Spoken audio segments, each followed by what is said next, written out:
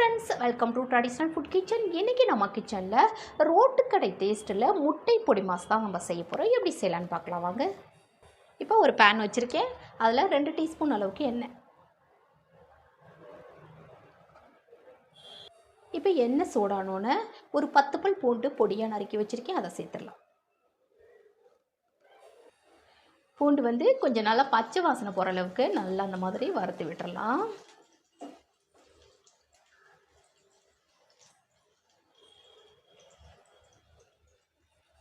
இப்போ இதிலையே ஒரு 2 வெங்காயம் நல்லா பொடியாக கட் பண்ணி வச்சுருக்கேன்.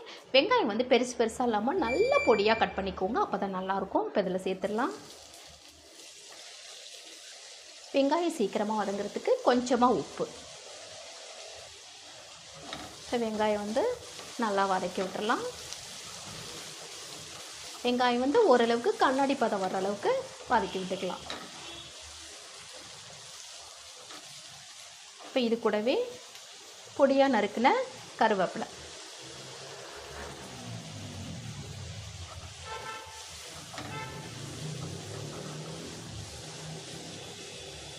அடுத்ததான் பொடியாக நறுக்கின பச்சை மிளகாய்,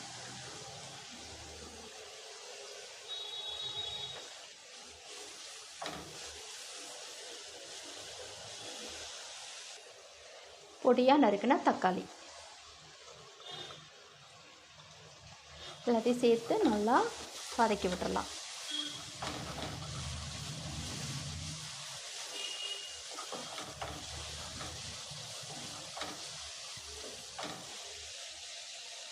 இப்போ இது வதங்கிட்டு இருக்கும்போதே இதில் 1/4 டீஸ்பூன் அளவுக்கு மஞ்சள் பொடி,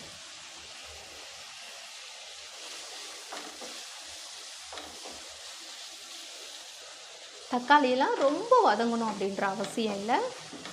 அந்த காயோட பச்சை ஸ்மெல் மட்டும் போனால் போதும். அடுத்ததாக 1 டீஸ்பூன் அளவுக்கு தனி மிளகாய் தூள்,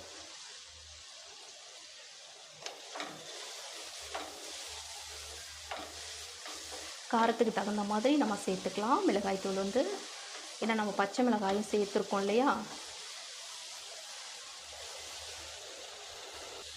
பாருங்கள், இந்த அளவுக்கு வதங்கினாலே உங்களுக்கு போதும்.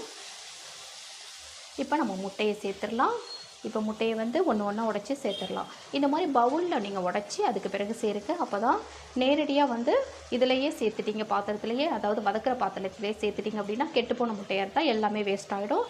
அதனால் இந்த மாதிரி பவுலில் உடச்சி சேர்த்துக்கோங்க. நான் இன்றைக்கி ஒரு 4 முட்டை மட்டும் சேர்க்குறேன்.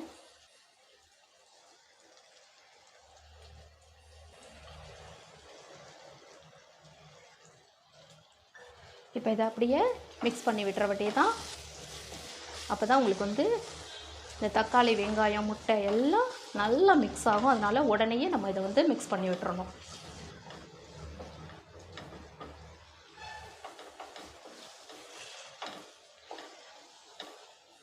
நம்ம உப்பு பத்தலை அப்படின்னா இந்த ஸ்டேஜ்லேயே நம்ம கொஞ்சமாக உப்பு சேர்த்துடலாம்.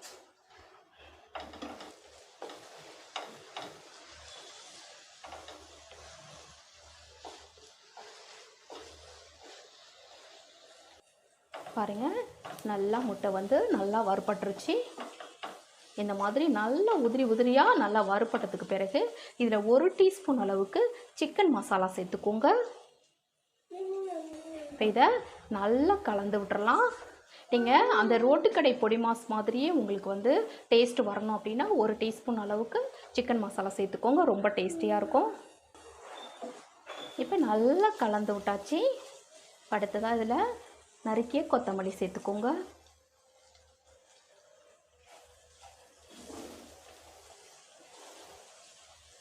நல்லா கலந்து விட்டுறலாம்.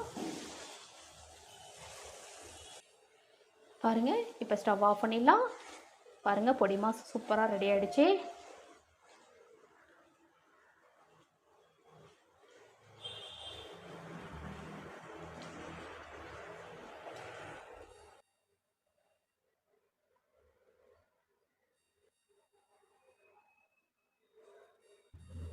பாருங்கள், ரோட்டுக்கடை டேஸ்ட்டில் முட்டை பொடி மாஸ் ரெடி ஆகிடுச்சுங்க. ரொம்ப டேஸ்ட்டு ரொம்ப நல்லாயிருக்கும். இந்த மாதிரி ஈஸியாக நீங்கள் ஒரு 5 நிமிஷத்தில் ரெடி பண்ணிடலாங்க.